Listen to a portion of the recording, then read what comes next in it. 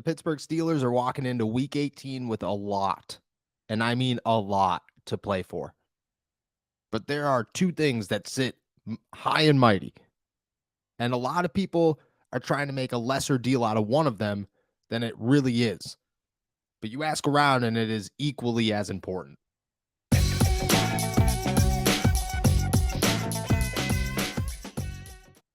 What's going on, everybody? I'm Noah Strackbine. Thank you for jumping on to Steelers To Go, your daily to-go cup of Pittsburgh Steelers news and analysis. Find us on youtube.com/All Steelers Talk or anywhere you get your podcasts. And today, I'm going to lay it out real simple for you. I'm going to make an argument, and I know a lot of people aren't going to agree with me. I get it. But sometimes sports is about every victory that you could get because these are the most competitive people on the planet. And they hold themselves to such a high standard that I think it's very hard to understand how high that standard is. And when you achieve things that show that you are great at what you do, you take that personally, and everybody around you takes that personally. So I'm going to make an argument, because that's all I've been told all week long, that the Pittsburgh Steelers are playing for two things this week. They want a playoff spot. They deserve a playoff spot. The Steelers' magic is real. Here we are once again, and we've seen crazier things. Heck, we saw crazier things last week and the week before. This is nuts. The Steelers should not be in the situation that they are in, but they are, and it just feels like something special, right? But the other reason is Mike Tomlin. And a lot of people are like, oh, this is stupid. I'm getting off this. And I understand. I get it. Nobody cares about a winning regular season. Mike Tomlin doesn't care about a winning regular season. There's no part of him that could care at all that he has never had a losing season as the head coach of the Pittsburgh Steelers, as a head coach in the NFL. But the players around him do. And they have made that very known. And they are fighting hard. And I think, honestly, they have reason to. But also, I get where they're coming from. There's two sides to that as well. There's the, I don't want to be part of the first losing season. That stinks. Don't want that as my resume. It kind of puts an asterisk on a lot of things. You know what I mean? I'm a Hall of Famer. I'm a Pro Bowler. I'm an All-Pro. I broke this record and that record. I played X amount of years. I won a Super Bowl, blah, blah, blah. I was also part of Mike Tomlin's only losing season. That doesn't feel good. It's a bit of a bad slash to have. Definitely not one that guys like TJ Watt and Cam Hayward and Minkah Fitzpatrick, think about that. Think about those names. You don't want any of those names as they were part of Mike Tomlin's first and only losing season. And most people don't care. I get it. But the players do, because guys like Cam Hayward have devoted his entire life to the city of Pittsburgh and the Steelers and this organization. He doesn't want to see that happen.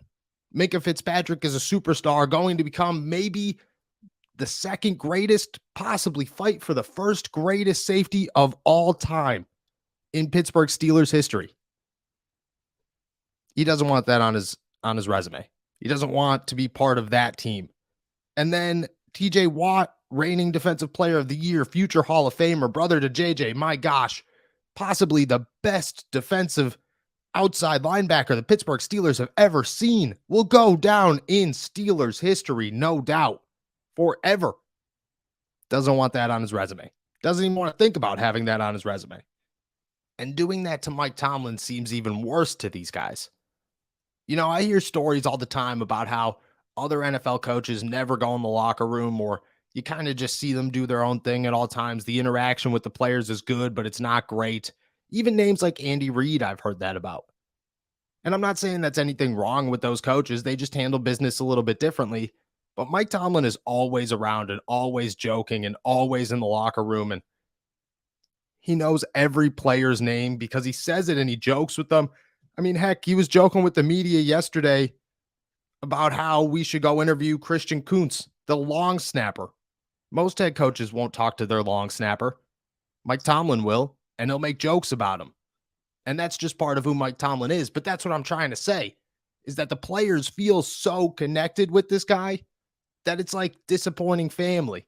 It's like letting family down. If this was your family member, think about it like this. If this was your family member and you knew that they had that streak on the line, you wouldn't care about a Super Bowl. You would care about a Super Bowl. That's obviously the ultimate goal, is a Super Bowl, is the ultimate goal.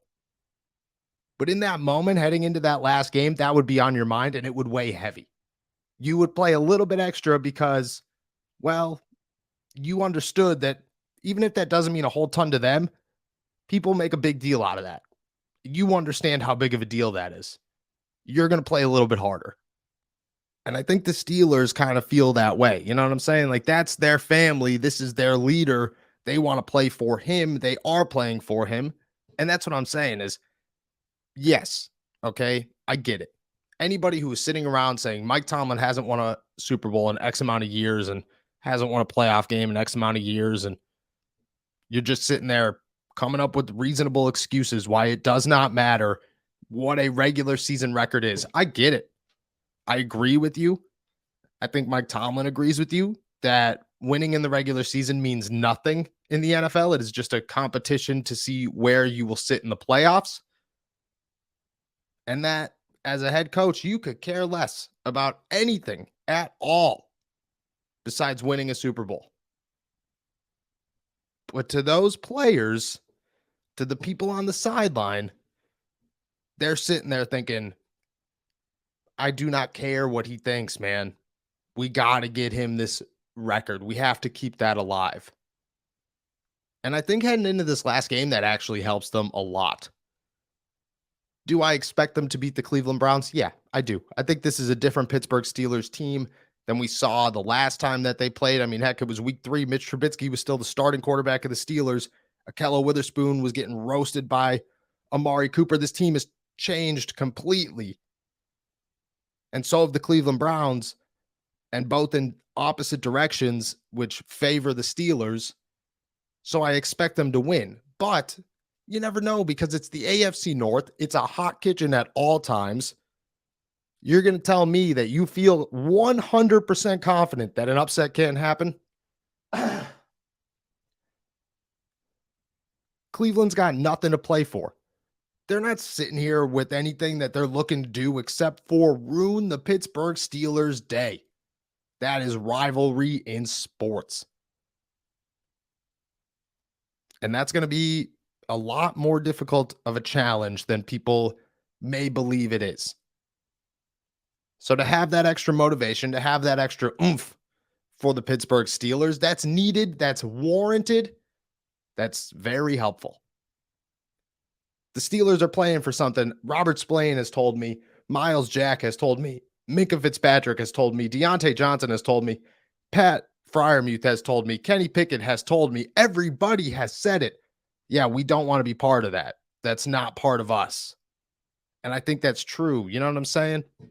If you're the Pittsburgh Steelers and you've been through everything you've been through this season and you've turned it around the way that you have and you've gone on this magnificent, magical run that should have never happened. But here we are, the beginning of the future. Kenny Pickett is behind center. The offensive line is clicking. Najee Harris is a superstar. George Pickens and Deontay Johnson and Pat Freiermuth are clicking. The defense is red hot. And you're going to end by becoming the first team to finish the season under 500 in Mike Tomlin's entire career. It feels like none of it counts. None of the magic counts because that's how you ended. And I think the Steelers understand that. I think their players understand that. And I think that is why in their head, they're thinking, yep, we want to win for Mike Tomlin, but also, man, we got to finish this run off on a good note. And whether or not we make it into the postseason, that gives us that good note.